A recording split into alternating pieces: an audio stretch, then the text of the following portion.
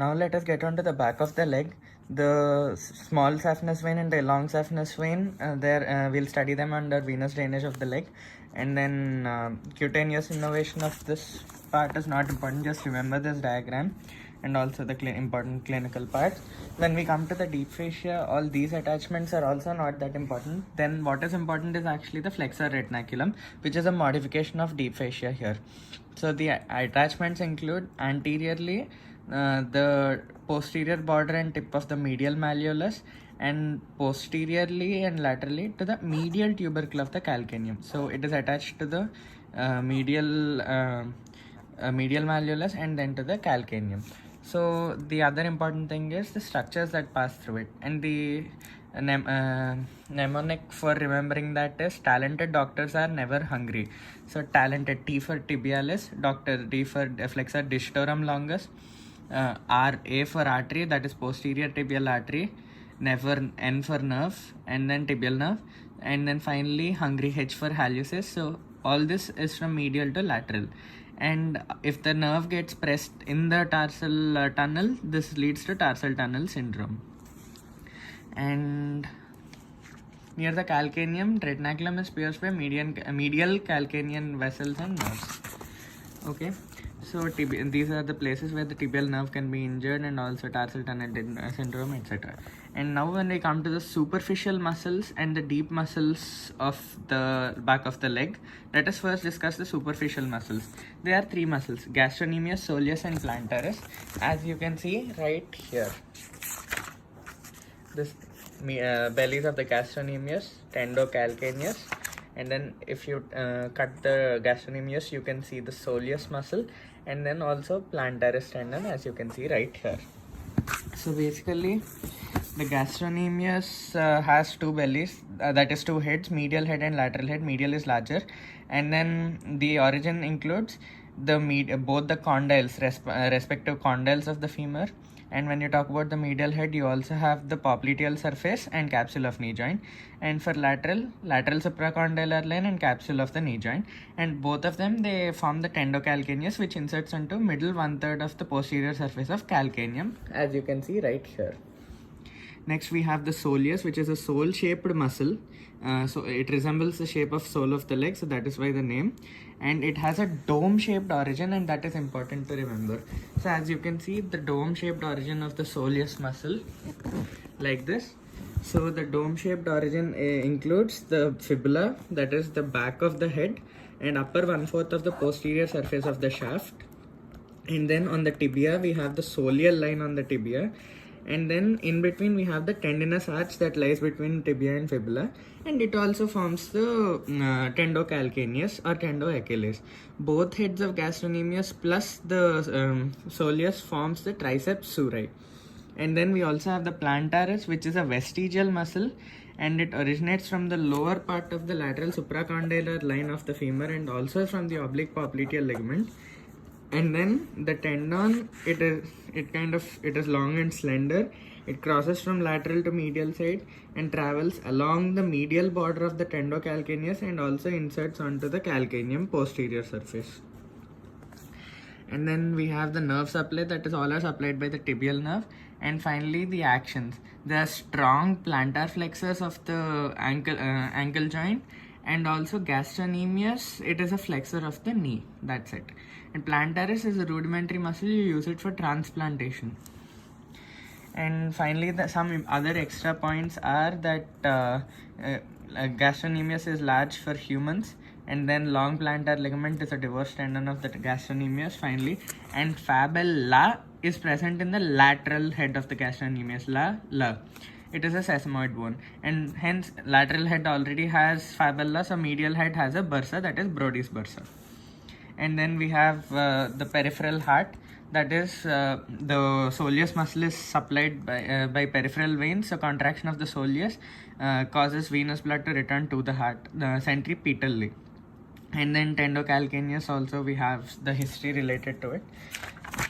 And then let's talk about the deep muscles. So we have four deep muscles, that is popliteus, flexor digitorum longus, flexor hallucis longus, and tibialis posterior. It is easy to remember the posterior deep muscles. So when we talk about the popliteus, The origin is the lateral surface of lateral condyle of femur, as you can see here, and then it travels like this and it inserts onto the posterior surface of shaft of tibia above the soleal line. And then flexor digitorum longus, hallucis longus, and tibialis posterior. When we talk about flexor digitorum longus, when you see you have the tibia here, you have the fibula here, yes or no? So when we look at the medial part, so upper 2/3 of medial part of posterior surface of shaft of tibia, we have flexor digitorum longus. And then when we look at the upper 2/3 of lateral part of posterior surface of tibia below soleal line, we have tibialis posterior. So on tibia we have medial upper 2/3 on posterior surface of shaft, lateral upper 2/3. So these two muscles we can remember like that. So what is remaining is the fibula. So posterior surface of the fibula, approximately lower 3/4, we have the flexor hallucis longus, which also takes origin from the interosseous membrane. Okay, and when we look at the insertions, digitorum longus, anywhere it goes to the basis of distal phalanges, but here remember one thing, everything crosses in the foot. So digitorum longus, it goes obliquely to the lateral foretoes, hallucis goes to the great toe, hallucis longus so distal phalanx, and then tibialis posterior, it inserts onto the tuberosity of navicular bone and other tarsal bones except the talus. All are supplied by tibial nerve again. And actions, it is important to remember that popliteus unlocks the knee joint by lateral rotation.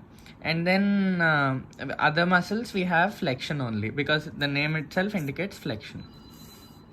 And finally we have the clinical anatomy, just go through it once.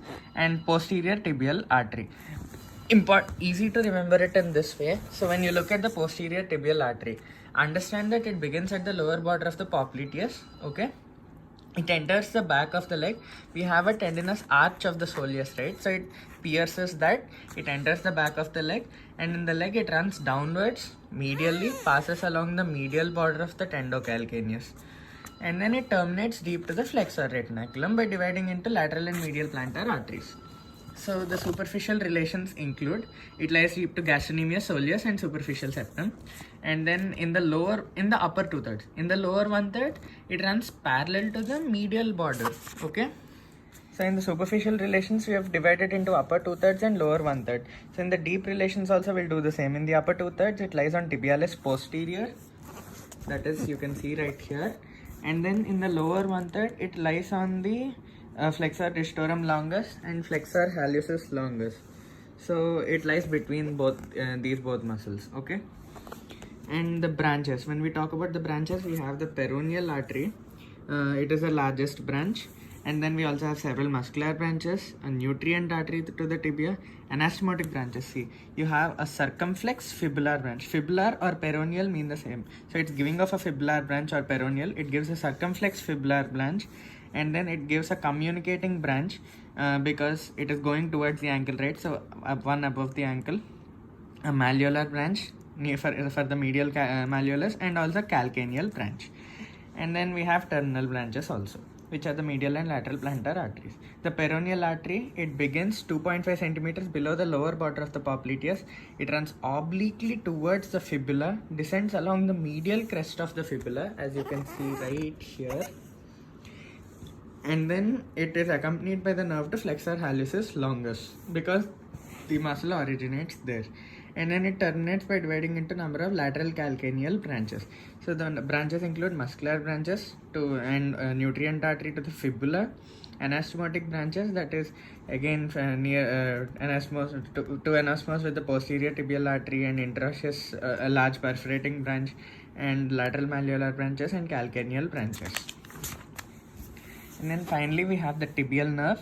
So course and relations are as it is, they correspond with the posterior tibial artery. So you can draw this relations table for the posterior tibial artery also. And then the branches include muscular branches to the tibialis posterior, FDL, FHL, and deep part of the soleus.